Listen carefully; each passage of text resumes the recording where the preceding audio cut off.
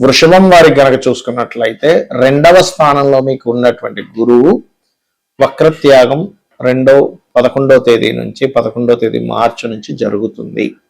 ఈ వక్రత్యాగంలో ఉన్నటువంటి గురువు మీకు జూన్ 2వ తేదీ వరకు ఉండి జూన్ 2 నుంచి 3లోకి వెళ్ళిపోతాడు.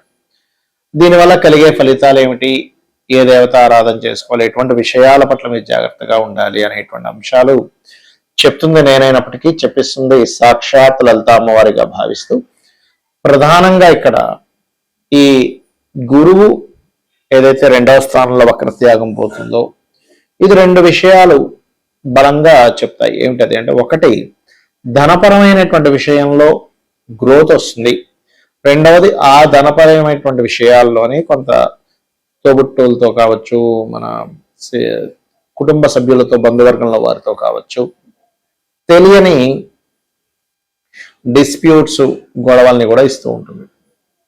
అలాగే ఎప్పుడైతే మీ గురువు 3వ స్థానంలోకి వెళ్తాడో అక్కడి నుంచి అంటే జూన్ 2 నుంచి ప్రధానంగా మీరు ఏదైనా ల్యాండ్ రిలేటెడ్ సంబంధించిన పేపర్స్ విషయంలో, డాక్యుమెంట్స్ విషయంలో, సంతకం చేసే విషయంలో, లేదా ఈ తోబుట్టువుల విషయంలో, అలాగే ఇక్కడ ఏదైనా అగ్రిమెంట్స్ చేసుకునేటువంటి విషయాల్లో, అగ్రిమెంట్స్ విషయంలో కొన్ని మనస్పర్ధలు రావడము, కొన్ని షార్ట్ జర్నీ చేసేటప్పుడు కొంత జాగ్రత్తగా ఉండాలి. ఎందుకంటే ఈ 3వ స్థానంలో ఉండేటువంటి గురువు జూన్ 2 నుంచి కొన్ని మాట వల్ల కొన్ని మనస్పర్ధలు రావడం జరుగుతూ ఉంటుంది.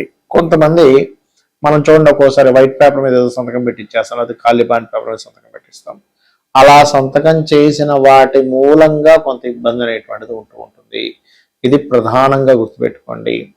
అలాగే మరొక విషయం ఏంటంటే, ఇక్కడ గమనించినట్లయితే ఇక్కడ ఎప్పుడైతే మీకు ఈ యొక్క 3వ స్థానంలో గురువు ఉంటున్నాడో కొంచెం వీలైనంత మటుకు దక్షిణామూర్తి యొక్క ఆరాధన, సహజంగానే మీకు ఈ 4వ స్థానంలో కూడా కేతు ఉన్నాడు కాబట్టి ప్రధానంగా మీరు ఈ గురువు కేతు కూడా మనకి జూన్ తర్వాత మనకి నవంబర్ ఆ టైంలో కలుస్తారు కూడా కొంత. అయితే ఆ టైంలో కొద్దిగా ఈ గురువు వక్రగతిలోకి మళ్ళీ వెళ్తాడు అనుకుంటే దట్ ఈస్ డిఫరెంట్ థింగ్. కాకపోతే ఏంటంటే ఇక్కడ నేను చెప్పేది ఒకటే, మీరు ఒక విషయం ఏంటంటే, ఈ గురువు యొక్క స్థితి ఈ సంవత్సరం గురువే రాజయ్యాడు కాబట్టి ఈ కమ్యూనికేషన్స్ మీద, వాహనాల మీద, అదేవిధంగా ఏదైనా ల్యాండ్కి సంబంధించిన, లేనట్లయితే ఏదైనా వాటర్ రిలేటెడ్ సంబంధించిన బిజినెసెస్ చేసేటువంటి వారు మరింత జాగ్రత్తగా ఉంటూ మీరు వీలైనంత మట్టుకు ఉదయం నిద్ర లేచిన వెంటనే గణపతి ధ్యానంతో నిద్ర లేవండి. విష్ణు సహస్రనామాలు, చండీ పారాయణం రెగ్యులర్గా చేయండి, అనే విధాలు బాగుంటుంది. ఇక్కడ ఏంటంటే వక్రగతి అనేటువంటిది మీ పర్సనల్ చార్ట్లో అయినా లేకపోతే గోచారంలో అయినా జరిగినప్పుడు, గోచారంలో జరిగినప్పుడేమో దేశకాల పరిస్థితుల మీద దాని ఎఫెక్ట్ ఉంటుంది. మీ పర్సనల్ చార్ట్లో ఉన్నప్పుడు ఒక విషయాన్ని మీరు ప్రధానంగా గుర్తుపెట్టుకోవాలి. ఏమిటది అంటే, మీ పర్సనల్ చార్ట్లో ఏదైనా భావంలో ఏదైనా గ్రహం వక్రించింది అన్నప్పుడు దాని యొక్క అర్థం ఆస్ట్రాలజికల్గా ఉంటుంది. ఏమిటది? ఉదాహరణ, గురువు వక్రించాడు అంటే గురు సంబంధించినటువంటిది లేదా జ్ఞాన సంబంధించింది లేదా దేవతా సంబంధించింది ఏదైనా మీరు కర్మ పాస్ట్ లైఫ్లో బ్యాలెన్స్ ఉన్నారు, సంతానానికి సంబంధించింది, సంతానము గురువు, అదేవిధంగా ఇట్లాంటి విషయాల్లో మీరు బ్యాలెన్స్ ఉన్నారు అని అర్థం అనమాట. అందుకని ఆ బ్యాలెన్స్ క్లియర్ చేసుకోవడం కోసం పుట్టారు. అదే సాటర్న్ వక్రించాడు అనుకోండి, పూర్వజన్మల్లో మీరు చేయాల్సిన కొన్ని పనులు ఈ జన్మలో చేసేటువంటి కొన్ని జాబ్స్, కొన్ని బ్యాలెన్స్ ఉండిపోయారు.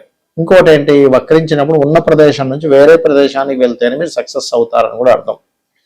అదేవిధంగా బుధుడు అనుకోండి వక్రించడం, వాళ్ళలో సర్వసాధారణంగా కొంచెం హ్యూమరస్ ఎక్కువగా ఉంటుంది, కొంచెం ఎటకారంగా మాట్లాడడం, కొంచెం డిఫరెంట్గా మాట్లాడడం, ఇవి. కాకపోతే వీళ్ళు ఈ రకంగా మాట్లాడడం వల్ల అవతల వాళ్ళకి హాస్యంగా ఉంటుంది, కానీ కొన్నిసార్లు అవతలి వాళ్ళు ఈ మాటల వల్ల అనవసరంగా నొచ్చుకుంటారు కూడా. కాబట్టి ఈ విషయంలో జాగ్రత్తగా ఉండాలి.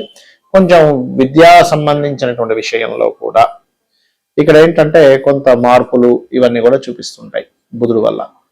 అండ్ అలాగే ఇక్కడ మరొక విషయం ఏంటంటే, శుక్రుడు వక్రించాడు అనుకోండి, అంటే జీవిత భాగస్వామి లేదా వివాహ సంబంధించిన విషయాలు మిస్ అవ్వడం, లేదా మీ యొక్క జీవితంలో లేడీస్ ఎవరైతే ఉంటారో వాళ్ళ వల్ల కొన్ని విషయాలు మిస్ అవ్వడం, లేదా వాళ్ళు మిస్ అవ్వడం అనేది జరుగుతుంటుందని మీరు అర్థం చేసుకోవాలి. అదేవిధంగా రాహుకేతువులు ఎప్పుడైతే వక్రించే ఉంటారు, రవిచంద్రులు అయితే ఎప్పుడు వక్రగతిలోకి వెళ్ళరు.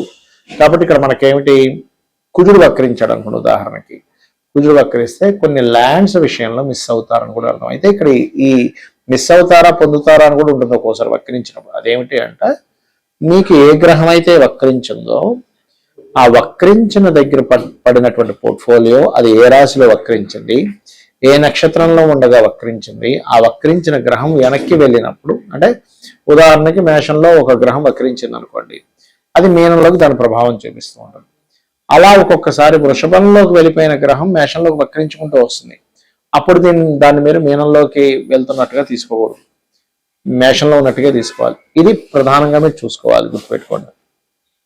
అలాగే మరొక విషయం ఏంటంటే ఇక్కడ చూసుకున్నట్లయితే ప్రధానంగా ఈ వక్రగతి సంబంధించినటువంటి విషయంలో ఈ జాగ్రత్తలు తీసుకుంటూ ఇక్కడ కొన్ని వక్రగతుల వల్ల మంచి కూడా జరుగుతుంది. ఎప్పుడు ఆ వక్రించిన గ్రహం యొక్క వెనక రాశుల్లో శుభగ్రహాలు ఉన్నప్పుడు మంచి కూడా జరుగుతుంది. అయితే ఈసారి ఈ సంవత్సరానికి గురువు అధిపతి రాజయ్యాడు కాబట్టి, మంత్రి కుజుడయ్యాడు కాబట్టి ఈ వక్రత్యాగము వలన మరింత ఈ యుద్ధ సంబంధించిన మరింత పెరుగుతాయి, విపరీతంగా పెరుగుతాయి అన్నమాట.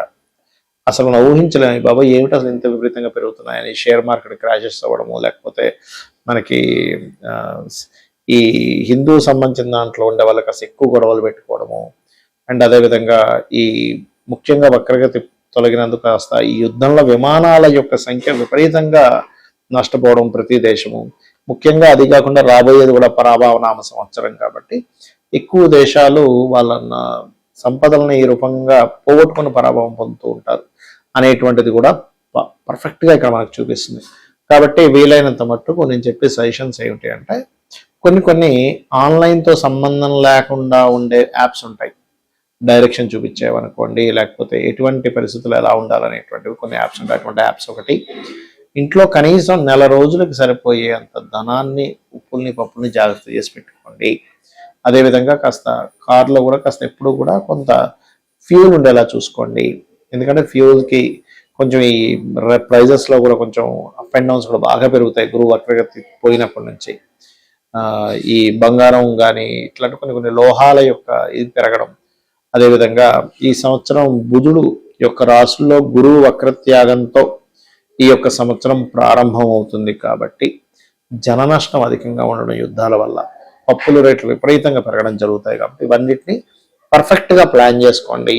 వీలైనంత మటుకు చండీ పారాయణం చేయడము, చండీ వినడము, అలాగే మీరు వీలైనంత మటుకు విష్ణు సహస్రనామాలు వినడం.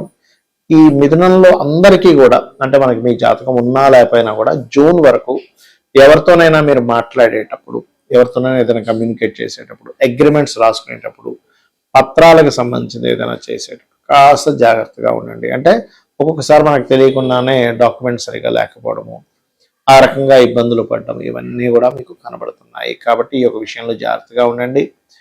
మీ లగ్నం నుంచి పంచమాధిపతి ఎవరవుతారో, లగ్నం నుంచి, రాశి నుంచి కదా, లగ్నం నుంచి, లగ్నం తెలియని వారు రాశి నుంచి చూసుకోండి. ఆ పంచమాధిపతి యొక్క ఆ అధిష్టాన దేవత ఆరాధన చేయండి. అంటే ఉదాహరణకి 27 లేదా 20 పంచమంలో ఉన్న పంచమాధిపతి అయినా సూర్యుడిని ఆరాధించడం. చంద్రుడు ఉన్నాడు, అప్పుడేంటి రాజరాజేశ్వరి అమ్మవారిని, కుజుడు ఉన్నాడు సుబ్రహ్మణ్యేశ్వర స్వామిని, బుధుడయ్యాడు విష్ణువుని, గురువయ్యాడు దత్తాత్రేయుడిని, శుక్రుడయ్యాడు అమ్మవారిని, శని అయ్యాడు ఉదాహరణకి. అప్పుడు శివుడిని లేదా ఆంజనేయ స్వామిని, లక్ష్మీనరసింహ స్వామిని కూడా చేసుకోవచ్చు. రాహుకేతువులు కనున్నట్లయితే రాహు ఉన్నాడు పంచమంలో, అప్పుడు దుర్గాదేవిని, కేతువుని, గణపతిని. ఈ రకంగా చేయడం వల్ల ఏమవుతుందంటే ఇప్పుడు ఉండేటువంటి పరిస్థితులు బాగోలేవు కాబట్టి మీరు అనవసరంగా ఘర్షణలో ఇరుక్కోవడం కానీ, లేకపోతే మనకు చూడండి ఇండియన్సే రకరకాల దేశాల్లో ఉన్నారు, ఆ యొక్క దేశాలలో మీరు అనవసరంగా వెళ్ళి అక్కడ స్ట్రక్ అవ్వడం కానీ, అక్కడ పడేటువంటి బాంబులు అనుకోండి. ఇప్పుడు చూడండి చాలా మంది పాపం దుబాయ్ అట్లాంటి కంట్రీస్కి వెళ్ళి అక్కడ భయపడుతూ ఉన్నారు, బిక్కు అనుకుంటూ ఉన్నారు. అటువంటి ప్రదేశాల్లో ఉండేటువంటి వారు కూడా ఎటువంటి ఇబ్బంది కలగకుండా ఉంటుంది. ముఖ్యంగా ఈ పంచమాధిపతి యొక్క అధిష్టాన దేవతను కనుక మీరు చేసుకున్నట్లయితే. శ్రీమాత్రే నమః.